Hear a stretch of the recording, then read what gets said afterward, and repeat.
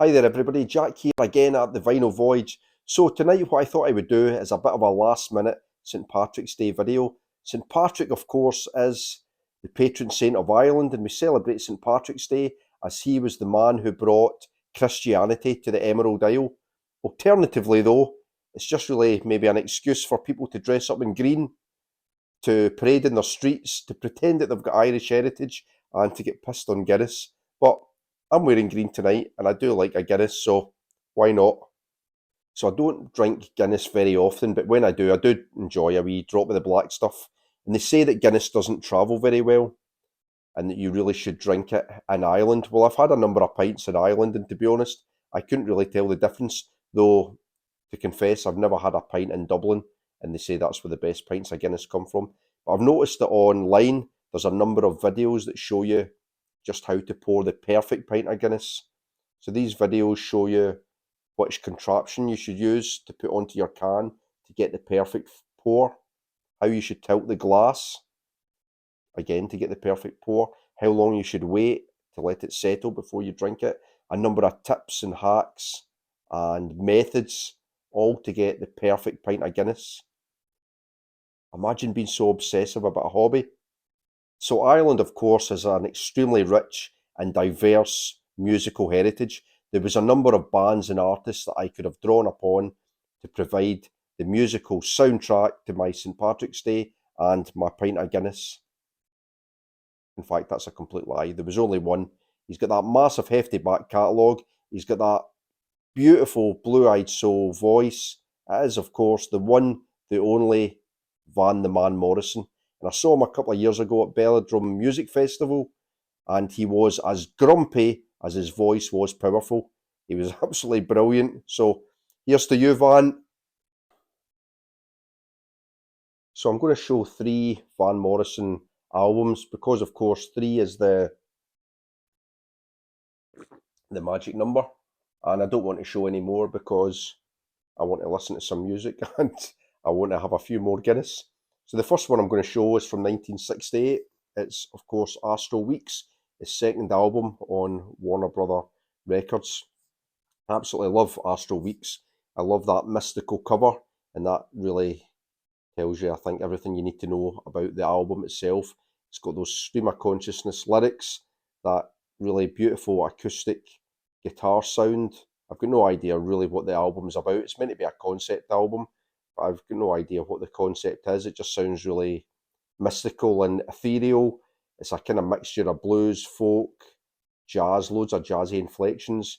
But I think that's what really grips me on the album. I'm not an authority on jazz. Other than like the kind of big names of jazz and a few big albums, I don't know much about it. But it's a jazz guy who plays bass on the album, a guy called Richard Davis, and the bass is one of the main things for me. I absolutely love the bass guitar sound on this. It's like a kind of double bass that he plays. And I don't know, it just really sets the tone from the first song to the last. There's some great songs on here. Obviously, the opening track, Astro Weeks itself, is a cracking song. Sweet Things, Cypress Avenue, I really like.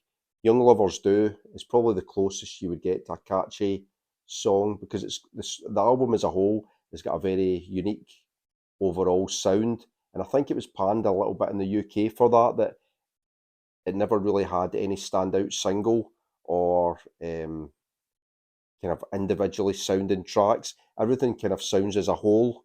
But Young Lovers Do is probably the closest I would imagine you would get to a single, and it's probably my least favourite track on the album. I still really like it, kind of jazzy song, but Madame George is one of my favourites. I absolutely love the song Madame George. I think the lyrics are amazing. They're so good. But there's another version of Madame George that I love as well, from the previous album when he was with the label Bang. There's a version on there that's almost sounds like he's playing in Van Morrison's playing in this like party atmosphere. I think he's done it in the studio, but it's meant to sound like he's kind of playing the song in a party, and it has a kind of different tone to it. It's a bit more upbeat, but it's got an amazing bluesy guitar that runs through it. I do love the version on the album, but I really like this other version as well. But yeah, what an amazing album, and something totally different at the time. I believe that it wasn't an instant hit in the UK that actually did better in the States to begin with. The Americans got it, and it took the Brits a little while for it to kind of sink in. But yeah, really, really great, and one of my favourite Van Morrison albums. So next up then is Moondance from 1970, again on Warner Brother Records, and this was Van's third album. Look at that cover, it's really good. He looks really intense in the front cover.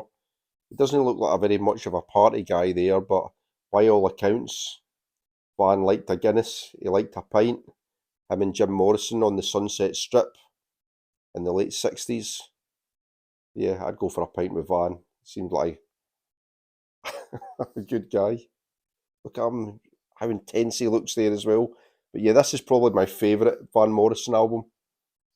It's got so many great songs on here. The title track itself, Moondance, which was used to great effect in American Werewolf in London, the great 80s John Landis movie. Caravan's great as well, Stone Me. To be fair, the whole album's amazing. Everyone's probably one of my favourite songs on there. I love that harpsichord on Everyone, and I love the version that Van Morrison did with the band on The Last Waltz. It's so, so cool. But yeah, this would probably be overall my favourite album. I was checking to see if it still had that same bass guy, Richard Davis, but the sound's different on this. It's still jazzy, but it's more upbeat. There's songs on here that sound like singles, and it's a lot catchier. The songs sound more individual as well, rather than being like a whole kind of album sound like you had on Astro Weeks. Yeah, so such a good album this. To finish then, an album that was commercially a big success for Van Morrison and critically in 1989 as well, Avalon Sunset. So while it was critically acclaimed at the time, you don't really hear people talking about it much now, other than a few of the big singles off there.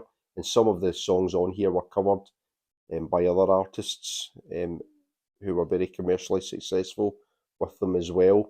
But yeah, I really like Avalon Sunset. It's got like a bit of a syrupy, kind of overproduced sound at times, but I think the songs are really strong on here. So you've got on side one, I really love side one, you've got Whenever God Shines His Light as the first track, and it's actually Cliff Richard that provides a duet on here with Van Morrison. So I'm not a big Cliff Richard fan, but he does alright in that song. Yeah, that whole first side's great. Have I Told You Lately was obviously the big single. It was a big hit for Van Morrison, but it was also a massive hit for Rod Stewart. Have I Told You Lately that I Love You? Coney Island, that's probably my favourite one. It's a spoken word piece where Van Morrison kind of recounts childhood memories of going from Berlin out to Coney Island, and he delivers it in this kind of broad Ulster accent. It's really, really cool.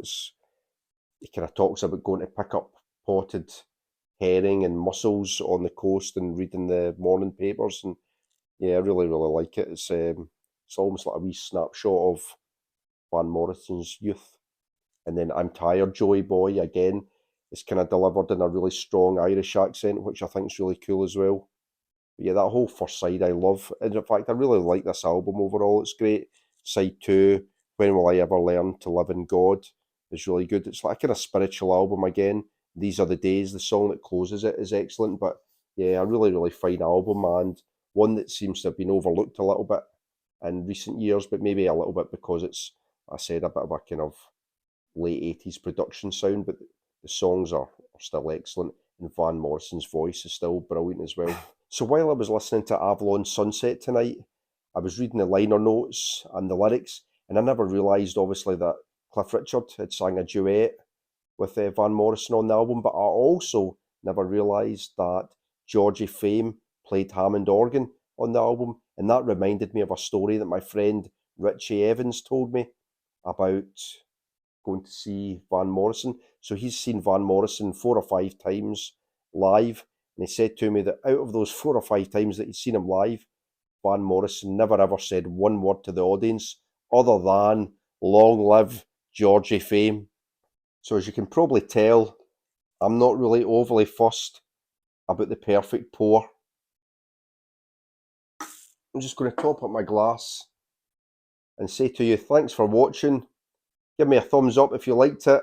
Any comments, I'd love to hear them. I'll always respond. And please subscribe. Otherwise, happy St. Patrick's Day and long live Georgie fame.